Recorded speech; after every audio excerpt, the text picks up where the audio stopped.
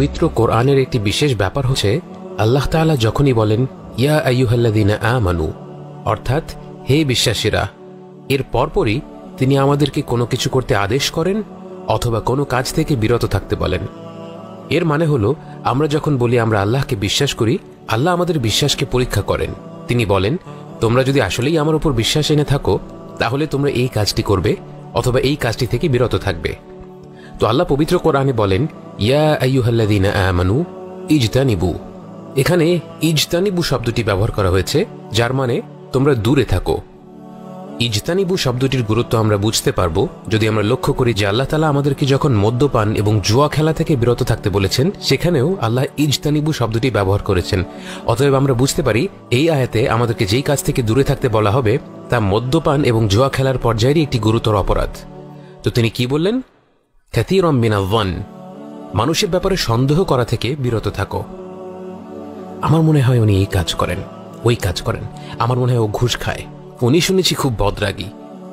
এ ধরনের সন্দেহ আমাদের মন থেকে ঝেড়ে ফেলতে বলা হচ্ছে। কেন? ইন্না বা'দা-যন্নি ইসমুন, কারণ নিশ্চয়ই কিছু সন্দেহ অত্যন্ত খারাপ। অর্থাৎ আপনার কিছু সন্দেহ সঠিক হতেও পারে, কিন্তু আল্লাহ আমাদের শেখাচ্ছেন এর থেকেই আমরা আরো অনেক খারাপ কাজে লিপ্ত হয়ে যেতে পারি। তাই মানুষের ব্যাপারে সন্দেহ করা থেকে পুরোপুরি সরে আসাটাই আমাদের জন্য ভালো। যারা অন্যের ব্যাপারে সন্দেহ করে তারা কি ধরনের খারাপ কাজে লিপ্ত হতে পারে? আল্লাহ বলেন ওয়ালা তাজাসসু, মানুষের ব্যাপারে জাসুসি করো না। আপনি কারো ব্যাপারে খারাপ ধারণা পোষণ করলেন, আপনার ইচ্ছে হতেই পারে চুপি চুপি গিয়ে দেখে আসি তো অমুক এই কাজগুলো আসলেই করে নাকি। এভাবে মানুষের ব্যাপারে নাক গলানো অত্যন্ত অন্যায়ের কাজ। এবং আপনি যখন অন্য কারো ব্যাপারে নাক গলাবেন, চুপি চুপি তথ্য সংগ্রহ করবেন, আপনার হাতে এমন কোনো খবর আসতেই পারে যা আপনার প্রাথমিক পর্যায়ে সন্দেহগুলোকে নিশ্চিত করে। আপনি বললেন আহা দেখেছ, আমি আগেই জানতাম উনি এমন কাজ করেন। আপনার কাছে এরকম রসালো তথ্য চলে আসলে কি হবে জানেন? আপনার পেটটা এমনভাবে ঘুরঘুর করতে থাকবে যে আপনার সেই কথাটা পেট থেকে বের না হওয়া পর্যন্ত আপনার রাতে ঘুমই হবে না। তখন আপনি কি করবেন? আপনি আপনার ঘনিষ্ঠ কাউকে খুঁজে বের করবেন এবং বলবেন জানো কি হয়েছে, তুমি বিশ্বাস করতে পারবে না, কিন্তু তার আগে তোমাকে প্রমিস করতে হবে তুমি কাউকে এই কথাটা বলবে না। তো তারপর কি হবে? সে আরেকজনকে বলবে জানো কি হয়েছে, কিন্তু তুমি আগে প্রমিস করো যে তুমি কাউকে বলবে না। এভাবে করে সারা এলাকায় আপনার উদ্ধার করা তথ্য নিয়ে একটি রসালো গল্প ছড়িয়ে পড়বে এবং সেই গল্পে হামলে পড়বে অগণিত মানুষ, এবং এসব কিছুই হতে থাকবে যে ব্যক্তির ব্যাপারে মন্তব্য করা হচ্ছে তার পিঠ পেছনে। তাই আল্লাহ বলেন তোমরা একে অপরকে নিয়ে গীবত করো না, খারাপ মন্তব্য করো না। গীবতের সংজ্ঞা কি? রাসূল সাল্লাল্লাহু আলাইহি ওয়াসাল্লাম আমাদের বলেন গীবত হলো কারো অনুপস্থিতিতে তার ব্যাপারে এমন কিছু বলা যা সে চায় না প্রকাশ্যে বলা হোক। তখন এক সাহাবা জিজ্ঞেস করলেন কিন্তু ইয়া রাসূলুল্লাহ সাল্লাল্লাহু আলাইহি ওয়াসাল্লাম, আমি যে বলছি সেটা যদি সত্যি হয় তাহলে কি হবে? রাসূল সাল্লাল্লাহু আলাইহি ওয়াসাল্লাম তখন বললেন তাহলে সেটাই হবে গীবত। তুমি অন্যের ব্যাপারে যা বলছো সেটা যদি সত্যিই না হয় তাহলে সেটা হচ্ছে নামিমাহ বা গল্প রটানো, এবং সেটা গীবতের থেকেও আরো গুরুতর অপরাধ। অর্থাৎ আমরা যদি কারো পিঠ পেছনে এমন কথা বলি যা শুনলে সে মন খারাপ করবে, কথাটা সত্যি হলেও আমাদের সেই কথাটা বলা উচিত হবে না, কারণ তখন এটা গীবত হয়ে যাবে। তো আল্লাহ বলেন তোমরা একে অপরকে নিয়ে গীবত করো না।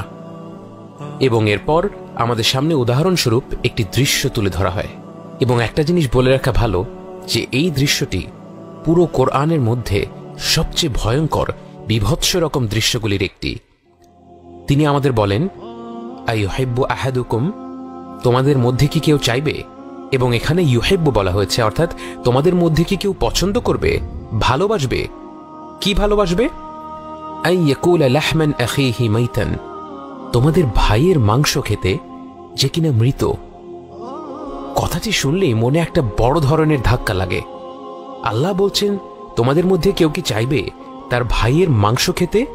শুধু ভাই নয়, ভাইয়ের মৃতদেহ থেকে মাংস খেতে, এবং শুধু খেতে চাওয়া নয়, তিনি বলছেন ইউহিব্বু, অর্থাৎ এই কাজটি মজা করে উপভোগ করে করানোর কথা বোঝানো হচ্ছে।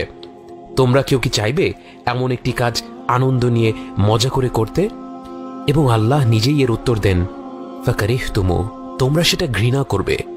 আল্লাহ আমাদের সৃষ্টিকর্তা, আমরা নিজেদের যতটা জানি আল্লাহ আমাদের তার চেয়েও বেশি জানেন এবং বোঝেন। তিনি জানেন এই দৃশ্যটি কল্পনা করলেই আমাদের গা শিউরে উঠবে, তাই তিনিই বলছেন ফাকারিহতুমু, তোমরা এই ভাবনাটাকে ঘৃণা করবে। আল্লাহ এমন একটি ভয়ঙ্কর বিভৎস দৃশ্য আমাদের সামনে কেন তুলে ধরলেন? কোনো সুস্থ মস্তিষ্কের মানুষ তো কথা চিন্তাও করতে পারবে না, চিন্তা করলেই গা ঘিনঘিন করে উঠবে। তাহলে পবিত্র কোরআন, যা কিনা আমাদের অন্তরের জন্য হিদায়াত, যা আমাদের নফসের জন্য নূর, এই মহিমান্বিত কিতাবে এমন একটি উদাহরণ কেন তুলে ধরা হলো? আমাদেরকে কেন এমন একটি দৃশ্য কল্পনা করতে বলা হলো? এর কারণটি খুবই সহজ। আমরা যখন কারো পিঠ পেছনে খারাপ কথা বলি, খারাপ মন্তব্য করি, সেই কথা সত্য হওয়া সত্ত্বেও সেই কাজটি আসলে এতটাই ঘৃণ্য, এতটাই ন্যাক্কারজনক, যতটা আল্লাহ তাআলার বর্ণনা করা এই কাল্পনিক দৃশ্যটি। বাস্তবতা হলো, এই ভয়ঙ্কর দৃশ্যটি কল্পনা করলেই আমাদের গা ঘিনঘিন করে ওঠে। কিন্তু অন্যের ব্যাপারে যখন আমরা মজা করে, আনন্দ নিয়ে বাজে মন্তব্য করি, আমাদের কিন্তু নিজেদের উপর ঘৃণা হয় না। আল্লাহ কোরআনের সবচেয়ে ভয়ঙ্করতম দৃশ্যগুলির একটি আমাদের কল্পনা করিয়ে দিয়ে আমাদের শেখালেন, আমরা যেই কাজটি অবলীলায় করে ফেলি, আনন্দ নিয়ে উপভোগ করে করি, সেই কাজটি আসলে এর চাইতেও খারাপ, এর চাইতেও গুরুতর একটি অপরাধ। এবং এ প্রসঙ্গে আমাদের একটি কথা মনে রাখতে হবে, আমরা নিজেরা গীবত করা নিয়ে সতর্ক হওয়াটাই যথেষ্ট নয়। আপনার সামনে যদি আপনার মৃত ভাইয়ের মরদেহ থেকে কেউ মাংস খেতে থাকে, আপনি কি সেখানে চুপ করে বসে থাকবেন? আপনি কি বলবেন, ওনারা খাচ্ছে খাক, আমি আমার মতো চুপচাপ বসে থাকি, একটু ফেসবুকিং করি? কখনোই না। আপনি যদি তাদের কাজটি থামাতে না পারেন, অন্তত আপনি সেখান থেকে উঠে চলে যাবেন। একইভাবে যখন কোনো আসর বা দাওয়াতে, কোনো আড্ডাতে আপনি লক্ষ্য করেন যে এখানে কারো ব্যাপারে গীবত করা হচ্ছে, আপনার উচিত হবে যদি সম্ভব হয় তাদের সুন্দরভাবে সম্মান বজায় রেখে অনুরোধ করা, আসুন আমরা অন্যের ব্যাপারে এ ধরনের মন্তব্য না করি, আমরা অন্য কিছু নিয়ে আলাপ করি।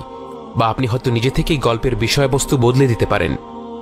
আর যদি এমন অবস্থা হয় যে আপনার তখন মুখ ফুটে কিছু বলা কষ্টকর হবে, বা আপনি কিছু বললে এর উল্টো প্রতিক্রিয়া হতে পারে, তাহলে আপনি আস্তে করে কোনো অজুহাত বের করে সেখান থেকে উঠে অন্য কোথাও চলে যান। এই ঘৃণ্য কাজের নীরব প্রত্যক্ষদর্শী হয়ে থাকবেন না।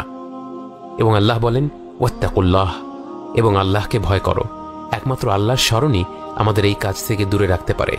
এবং সব শেষে আল্লাহ বলেন, ইন্নাল্লাহা তাওয়াবুর রহিম, নিঃসন্দেহে আল্লাহ তওবা কবুল করেন এবং তিনি অত্যন্ত করুণাময়। আল্লাহ এই কথা দিয়ে কেন শেষ করছেন? কারণ বাস্তবতা হচ্ছে, আমরা কেউই নির্দোষ নই। আমার এই ভুল হয়েছে, আপনারও এই ভুল হয়েছে, বহুবার হয়েছে।